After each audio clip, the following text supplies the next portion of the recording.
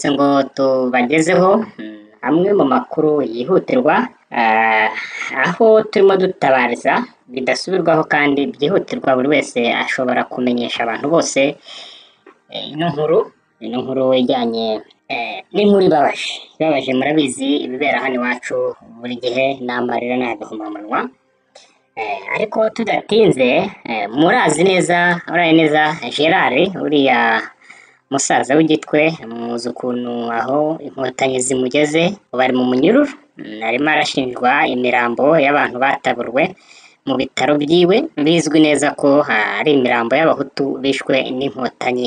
Icyo tuvuga rero cyangwa se impamvu tugaruye Gerard ni uko hari umugabo bafunganye bita Nyakayiro ni umugabo nawe wa hariya igitwe. Ubu ngubu uwo mugabo akaba afunzwe nawe ngo mu bakekwaho, ariko mu by'ukuri icyo afungiwe ni uko ni umwe mu bantu babashije gushinjura uriya Uraneza Gerard, aho yabwiye CNLG na Zayibuka cyangwa se na leta y'agatsiko ko iriya mirambo bataburuye mu bitaro byo kwa Gerard ko ari imirambo cyangwa ari imibiri y'abahutu ko atari abatutsi.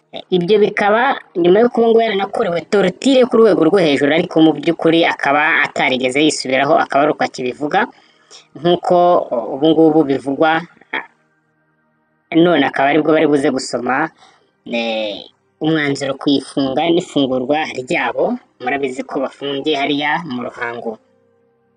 Ubwo urubanza ruri busomwe cyangwa se ikintu kiri kwigwaho none ni ukureba ko bakunda bavuga ngo barabafunga iminsi y'agateganyo cyangwa se babareke baba bagiye hanze. Ikibazo gihari rero ubu giteye n'impungenge ni uko umugore w'uwo Nyakayiro yaburiwe irengero, yatwawe, ariko yatwawe hari abantu babibona barimo bavuga bati ni impamvu ki bamutwaye, barashaka kujya gutera ubwoba se umugabo we kugira ngo barebe ko yahindura ibitekerezo, barashaka kujya se kumukorera torutire imbere y'umugabo we kugira ngo bamwice mu bwonko babashe kumuhindura ibitekerezo, dore ko aribyo bikorwa inkotanyi cyangwa se agatsiko gakunda gukora mu buryo kugira ngo gakunde kica abantu urubozo, biraba ibyuya ntibibe amaraso. Umuti inkuru imeze gute, byagenze gute?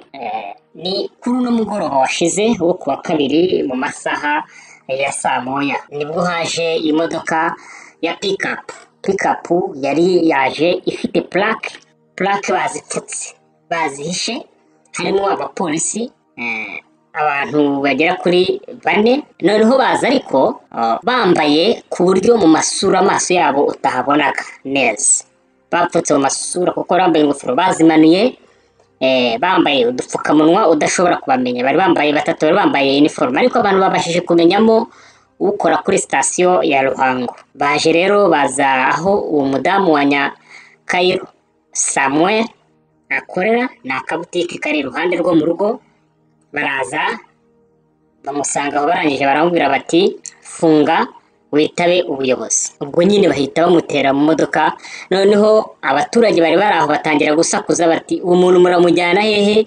Ubwo ibyo bikaba byabaye saa moya z'umugoroba kandi plaque y'imodoka yari ihishe. Murabyumva ibibera hano iwacu ni kwa Kaga nyine, wa mugani wa Serge uri umwita Kaga niwe wamugenewe izina, mu by'ukuri murumva ko rimukwiye. Abaturage ariko kubera ko abapolisi bari bafite imbunda, abaturage nyine bagasakuza bavuga batyo, ariko mu by'ukuri byumvikana ko baba batinya ngo hatagira unyirasira. Ubwo umugore bamutwaye muri uno mugoroba uhise mu masaa moya z'umugoroba nibwo bamutwaye. Byumvikana ko baragira ngo barebe niba bashobora kujya guhindura imitekerereze y'umugabo, bamutegeke ko agomba gushinja Gerard, nubwo yatangiye amushinjura avuga ko Gerard arengana. Ibibera iwacu murabyumva n'agahomamunwa, ni ibintu byo gusengera, kubera yuko nta kuntu ari ibintu mu by'ukuri abantu dukwiriye gukomeza kurebera ngo duceceke. Ubwo umugore bagiye kumukora tortire cyangwa se bagiye kumubabariza imbere y'umugabo we kugira ngo barebe ko yahindura ibitekerezo akemera gushinja Gerard, kuko umugabo aravuga ati iriya mibiri mwataburiwe mu bitaro byo kwa Gerard ni abahutu bishwe n'inkotanyi, nta kuntu ari abatutsi nk'uko bivugwa. Birumvikana ko ni dosiye itoroshye, ishobora no gusiga hari abahitanywe, hari abapfuye, kuko murabizi inkotanyi ntizikira, zica bica abantu babarasa ku gasozi nkaswe, noneho uwo bashaka kugira ibyo bakoresha baramwica. byumvikana rero abantu mwese mubimenyesha abantu umugore wa Nyakayiro Samuel bamushimuse, yashimuswe na polisi y'u Rwanda, baje mu modoka yahishe plaque ariko habonetsemo umupolisi umwe, abaduhaye inkuru batabashije kuvuga neza, ntibari kuvuga izina rye ariko bavuze ko azwi, yakoraga kuri sitasiyo ya Ruhango. Baramujyana, bamujyanye ari saa moya z'umugoroba, mu masaa moya ubwo ni hafi aho nyine around saa moya. Iyo bamujyanye nta muntu urahamenya, gusa ikizwi ni uko ubwo byose bishobora kuba biri gukorwa kugira ngo batere Nyakayiro ubwoba. Mwitegure n'abana be mutangire mu maburire bagende bari menge, bishobora gusanga bari buze bagatwara umwe cyangwa bagatwara undi bakavuga ngo baramujyana.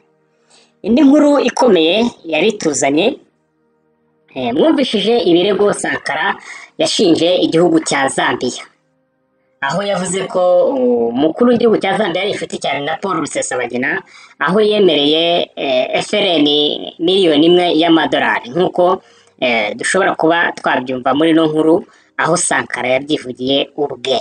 Tangiye avuga ko hari perezida w'igihugu ataza kuvuga mu mazina wahaga inkunga umutwe wa FLN yavugiraga mu mugambi wo gushaka guhirika ubutegetsi bwa perezida Paul Kagame. Umucamanza ukuriye inteko iburanisha yabwiye uregwa ko ibikorerwa mu rukiko bitari ubwiru, bityo ko ntacyo agomba guhisha. Ubiregura yavuze ko mu mpera za 2017 bwana Edgar Lungu, perezida w'igihugu cya Zambia, yahaye Paul Rusesabagina ibihumbi 150 by'amadolari y'abanyamerika, kandi ko perezida wa Zambia yari yamwemereye kuzamukorera ubuvugizi mu muryango uhuza ibihugu byo mu majyepfo ya Afurika SADC. Major Sankara yabwiye urukiko ko ubusanzwe perezida Lungu yari yemereye Rusesabagina miliyoni 1 y'amadolari, aza gukomwa mu nkokora no kuba mu 2018 umukuru w'u Rwanda yaratorewe kuyobora umuryango wa Afurika yiyunze. Aha ngo yagize impungenge ko byazamenyekana, asaba Rusesabagina kwihangana manda ya perezida Kagame ikarangira. Yavuze ko mu kugaba ibitero ku butaka bw'u Rwanda bari bizeye inkunga ya Zambia, kuko mu magambo y'uregwa Rusesabagina yafataga perezida Lungu nka se wo muri batisimu, akagira n'abacuruzi benshi bahunze u Rwanda bamufashaga. Aha kuri Sankara niho ingabo za FLN zahise ziva muri Kivu y'Amajyaruguru zikajya gukambika i Burundi mu ishyamba rya Kibira. Icyaha cyo kuri mu mutwe w'ingabo utemewe Major Sankara aracyemera, ariko akavuga ko yinjiye mu mutwe wa FLN mu 2018, kuko uwo mutwe ngo washinzwe mu 2016. Uyu ni umwaka avuga ko yari komiseri w'itangazamakuru mu ihuriro nyarwanda RNC rivuga ko ryashinzwe na General Faustin Kayumba Nyamwasa. Nk'uko mumaze kubyumva rero, mu by'ukuri Sankara yashinjije ibirego bikomeye uriya perezida wa Zambia. Niyo mpamvu rero mu buryo bwihuta cyane igihugu cya Zambia cyahise gisohora itangazo riturutse muri perezidanse, aho ryasizweho umukono na asista special wa perezida wa Zambia, aho yavuguruje kandi yanyomoje ibi bintu byavuzwe na Sankara. Iyo baruwa cyangwa se iryo tangazo ryagenewe abanyamakuru rivuga ko irija riturutse kwa asista special wa perezida, ryandikiwe i Lusaka ku itariki ya 14 z'ukwa karindwi muri 2020. Baravuga ngo mu biro bya perezida baramenyesha abantu ko badashimishijwe n'ibiri kuvugwa mu itangazamakuru, aho barega, aho mu rukiko High Court yo mu Rwanda, ni ukuvuga urukiko rw'ikirenga rwo mu Rwanda, rurimo rukurikirana ibirego byakozwe mu buryo bwambukiranya imipaka, aho bashinja cyangwa se bazanamo perezida wa Zambia Dr. Edgar Chagwa Lungu, perezida wa Repubulika ya Zambia, kuba yaba yarahaye ubufasha organization imwe yo mu Rwanda kugira ngo ikore ibitero mu Rwanda. Leta ikaba igira ngo ihakane bidasubirwaho ko ibyo biri kuvugwa atari byo. Ibyo birego nta shingiro bifite, sukuri, nta kuntu ari byo. Tukaba dusaba abantu bose kubifata uko nyine ko ari ibirego bitari ukuri.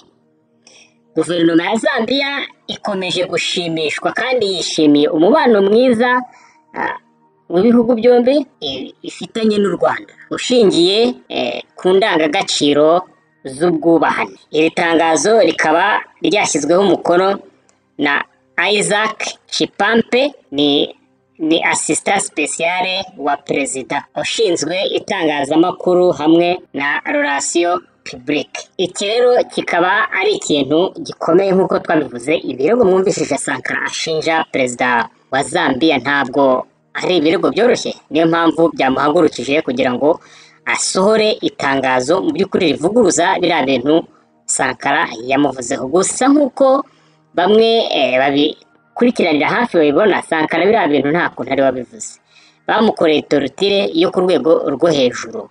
Amakuru amwe tudafite gihamya anavuga ko ngo imbere ya Sankara bashobora kuba barahiciye abantu bageze kuri 7 kugira ngo bakomeze bamuterorize mu mutwe, bamwice mu bwonko, bamusaba ko agomba kuvuga ibyo bashaka ko avuga, ari naho ashobora kuba yarageze ku rwego rwo kuvuga ibi ngibi.